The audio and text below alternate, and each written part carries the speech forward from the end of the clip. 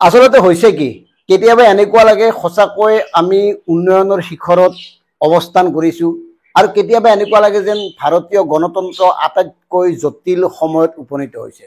বিশেষকৈ অসমৰ ক্ষেত্ৰত শেহতীয়া যিবোৰ চৰ্চা যিবোৰ কৰ্মকাণ্ড এই কৰ্মকাণ্ডবোৰ নিজে এবাৰ ভাবি চাওকচোন।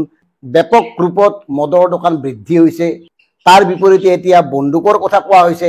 একাংশ লোকে একাংশ সংগঠনে এতিয়া মুকলিকৈ একাংশ লোকক ভাবুকি দিব পৰা হ'ল। 5 মিনিটত ঘৰ খালী কৰি দে, আমাক AK-47 দিয়ক। সৰু সুৰা পিষ্টলে কাম নিদিয়ে, কাৰণ 6টা গুলি থাকে। AK-47 দিলেহে আমাৰ কামত আহিব, আমি তেওঁলোকক ডিঙিত ধৰি চচৰাই নিম। এই কথাবোৰ কিহৰ ইংগিত দিছে? সঁচাকৈ আমি গণতন্ত্ৰত আছোনে? অসমত মিয়াৰ বিৰুদ্ধে যেনেকে আগ্ৰাসী ৰূপত অৱতীৰ্ণ হৈছে এইখন চৰকাৰ আৰু একাংশ দল সংগঠন, তাৰ বিপৰীতে কেন্দ্ৰীয় পৰ্যায়ত RSSে সংখ্যালঘু লিডাৰসকলক লগ কৰি আছে মহা ঐক্যৰ বাবে। তেওঁলোকক সাক্ষাৎ কৰি বিভিন্ন ধৰণৰ ভাৱৰ বিনিময় কৰি আছে। এই কথাবোৰ কি? এই যে ওপৰত সংখ্যালঘু নেতাসকলক RSSৰ লোকসকলে সাক্ষাৎ কৰি থাকে, আলোচনা কৰি থাকে, মহা ঐক্যৰ কথা চিন্তা কৰি থাকে, তেওঁলোকৰ বাবে এই মিয়া প্ৰসংগটো কি? মানে মিয়াসকল কোনোবা বেলেগ গ্ৰহৰ প্ৰাণী নেকি? আমি আগতেও কৈছো, যদি বিদেশী তেওঁলোকক বহিষ্কাৰ কৰক, যদি তেওঁলোক বাংলাদেশী তেওঁলোকৰ বিৰুদ্ধে কঠোৰ স্থিতি অৱলম্বন কৰি তেওঁলোকক বিতৰণ কৰক। কিন্তু তাকে নকৰি শেহতীয়া যিবোৰ কৰ্মকাণ্ড ঘটি আছে, হয়তো মুখ্যমন্ত্ৰী ডাঙৰে আশা কৰাৰ ধৰণে বিস্ফোৰণ হ'বলৈ গৈ আছে। আৰু এই বিস্ফোৰণটো কিন্তু অসমীয়া জাতিৰ কাৰণে কোনো কাৰণত শুভ হ'ব নোৱাৰে। মহাসংকট মহা জটিল সময়লৈ আমি গৈ আছো। কথাবোৰ নিজে চিন্তা কৰক। বৰ্তমান ৰাজ্যত 46% বৰষুণ কম, কৃষি পথাৰত ফাট মেলিছে, কৃষকে মূৰে কপালে হাত দিছে। চৰকাৰে কৃষি পথাৰত পানী যোগান ধৰিবলৈ সম্পূৰ্ণ ব্যৰ্থ। তাৰ পিছতো কৃষিক লৈ আলোচনা নাই, তাৰ পিছতো খৰাঙক লৈ আলোচনা নাই, অথচ আলোচনা হৈ আছে মিয়াক লৈ, আলোচনা হৈ আছে বন্দুকক লৈ।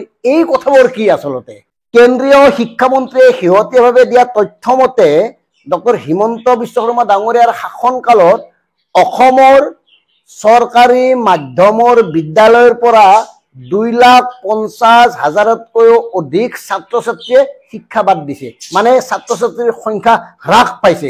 কিয়? এই বিষয়ে কিয় আলোচনা হোৱা নাই? বিগত 4 বছৰত 2,149খন চৰকাৰী মাধ্যমৰ বিদ্যালয় হ্ৰাস পাইছে। কিয়? কিহৰ কাৰণে হৈছে? ইয়াৰ বিষয়ে কিয় আলোচনা নাই? ইয়াৰ বিষয়ে কিয় চিন্তিত নহয় জাতীয় দল সংগঠন?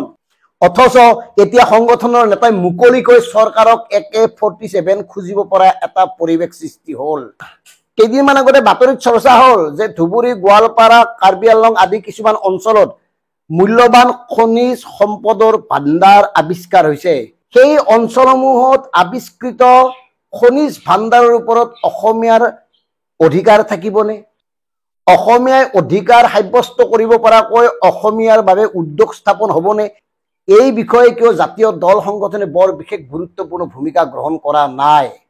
মানে এনেকুৱা এটা পৰ্যায়ত উপনীত হৈছো, এনেকুৱা এটা সময়ত উপনীত হৈছো। মন কৰক, শেহতীয়াভাৱে 2টামান ভিডিঅ' দেখিলো, য'তে ত'তে যধে মধে মানে মানুহক ধমকি দিয়া আৰম্ভ কৰিছে। মানে সকলো মুছলমানে মিয়া নেকি, বা মিয়া মানে বাংলাদেশী নেকি? এই ভাৱধাৰা সলনি কৰিব লাগিব। পিছে এই ভাৱধাৰা কোনে সলনি কৰে? চৰকাৰে যদি উৎসাহিত কৰে, এয়াতো বৰ বেয়া কথা।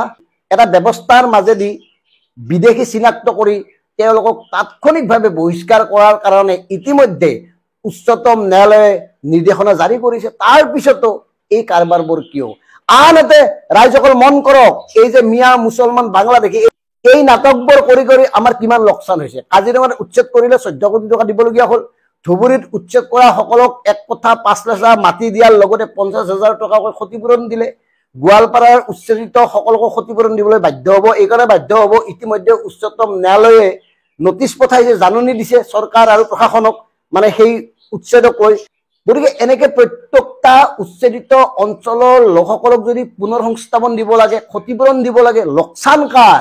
গতিকে এই কথাবোৰ নুবুজা নুশুনাকৈ একাংশ জাতীয় নামধাৰী দল সংগঠনে যি ধৰণে এক ধৰণে আইন হাতত তুলি এটা শ্ৰেণীৰ লোকক দাবী হুমকি প্ৰদান কৰিছে, এয়া কোনো কাৰণত শুভ লক্ষণ হ'ব নোৱাৰে। সেইকাৰণে আমি বাৰে বাৰে কৈছো, অনাগত সময়ত অতি জটিলতম অৱস্থাত উপনীত হ'ব ভাৰতীয় গণতন্ত্ৰ আৰু এই গণতন্ত্ৰত বাস কৰা লোকসকল। গতিকে সচেতন লোকসকলে ইয়াৰ বিৰুদ্ধে জনমত জনজাগৰণ গঠন কৰা উচিত, বাঞ্ছনীয়। আৰু জাতীয় দল সংগঠন মূল্য বৃদ্ধি নকমিলে এই কথাবোৰ তল পৰি গ'ল। বাংলাদেশী নগ'ল, এই কথাবোৰ তল পৰি গ'ল। অসমে বিশেষ ৰাজ্যৰ মৰ্যাদা নাপালে এই কথাটো তল পৰি গ'ল।